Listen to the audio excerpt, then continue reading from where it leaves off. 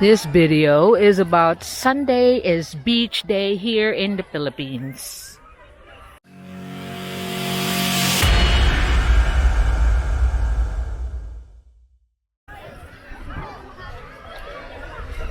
I'm here right now in one of the beach of Liloan area, and you can see there's a lot of people here because Sunday is usually the family bonding day, friends bonding day for most Filipinos. And we usually celebrate this going to the beach, especially if we're coming from the city area. We would rather go on the beach. So Sundays, if it's a nice weather, usually when you go to any beach area here in Cebu City, outside Cebu City, or any provinces, Cebu City have no beach, by the way, sorry, provinces, you can usually see a congregation of people like this, especially in the provinces, because around the city, like Talisay City, although they have the beach, they are still very strict with the quarantine. So we go along. You can see that the sand is not white here in Talisay.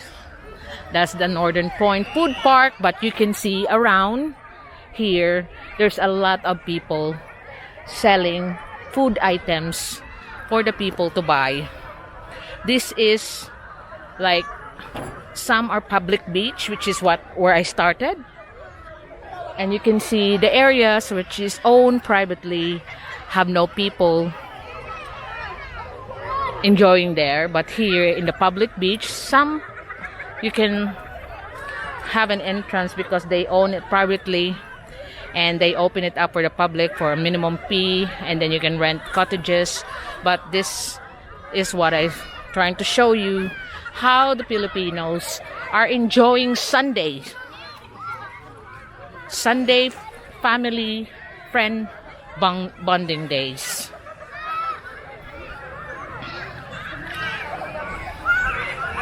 So you can say that it's not white sand, but not everywhere is blessed with white sand, but they do have some nice beach here in Liloan. This is the Wiggy's Beach Resort, right next door to the Northern Point. But the people, the children are enjoying, especially that we have rains on September, but people are still going here. And yesterday, it's raining so hard, and the day before that, for over 10 days. But this time, perfect for the beach. The sun is not shining up so much. So, children cannot get burned easily.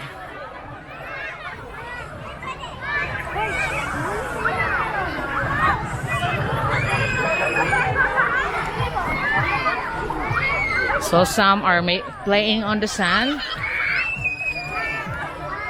But you know what I mean? The most important thing is not the actual beach experience, is the bonding with the family and friends.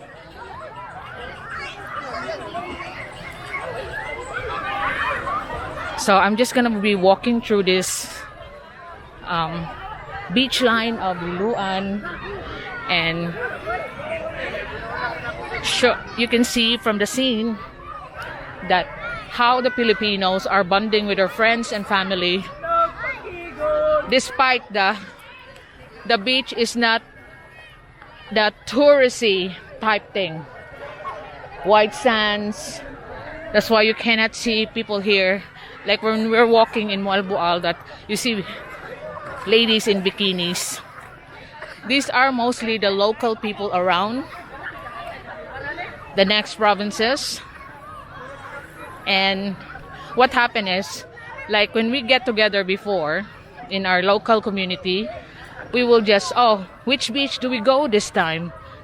So this is common among Filipinos, that they go from beach to beach in different places.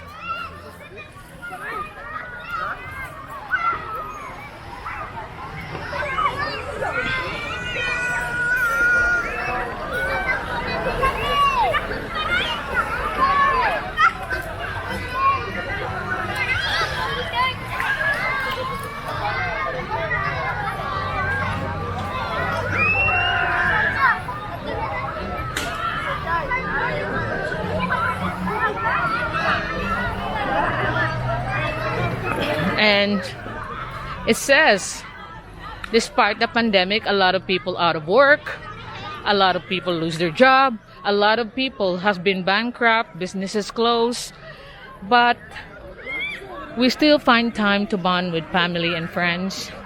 That's why we are nicknamed like one of the happiest people in the world are the Filipinos.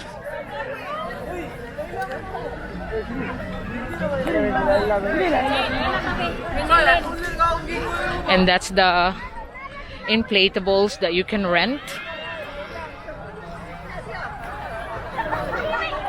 It's actually made of old interior tires of the discarded tires.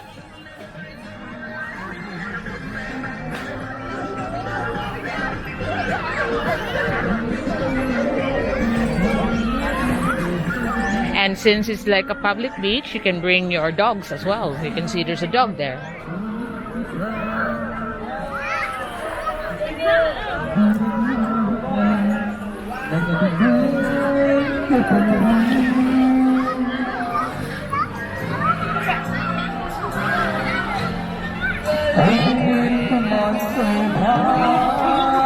Oh, it's getting more and more crowded around this area.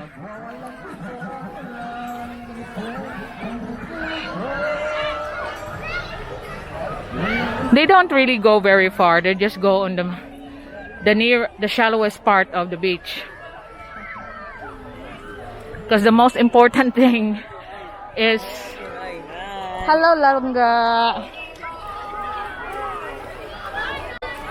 is the bonding, the get together, the eating together, the drinking together, you know.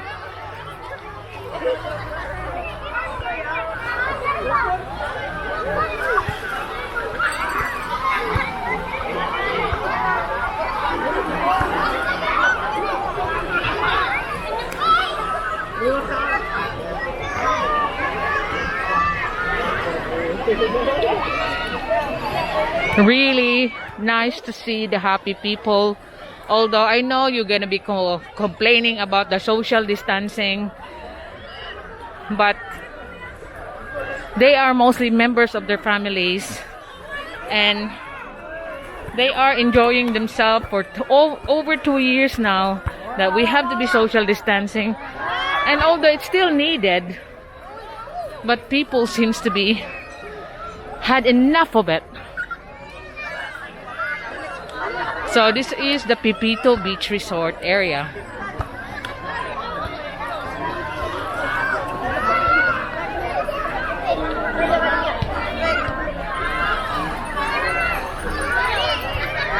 There's someone there selling inflatables.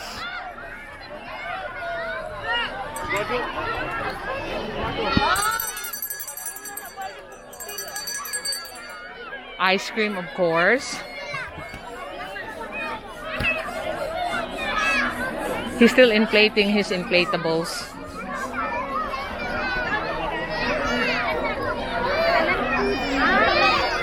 Pila ni? 160 ma'am. 160? 180 ang floater. Wala na ilungag ang uban daan, no? Money floater? Oh, mana sa floater ma'am. 180. So there you see the price, 180 for that.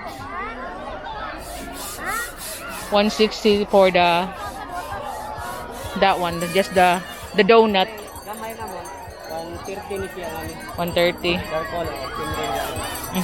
But you can see on the kids there on the beach, what are they using? They're using the old discarded tires, the interior tires rather, from that old discarded tires. Because that's what we used to do as well before. We just patch it up and we use the tires as our floaters.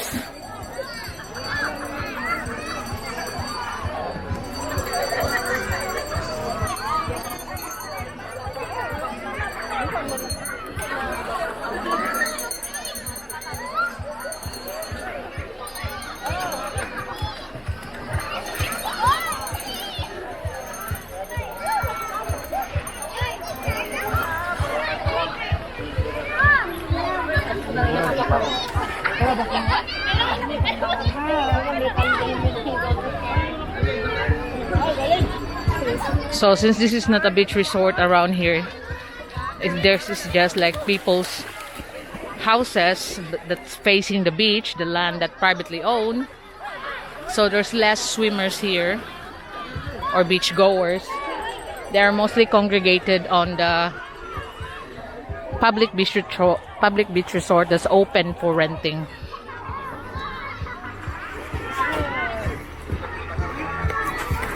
So this is the life in most areas in the Philippines. Sunday is a beach life.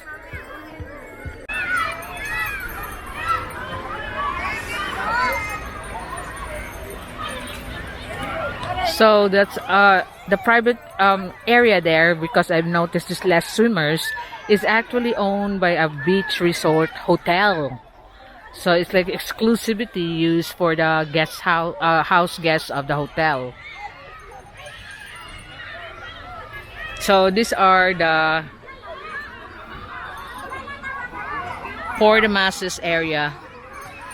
You can just bring your mats, bring your own tables, and you can enjoy the beach.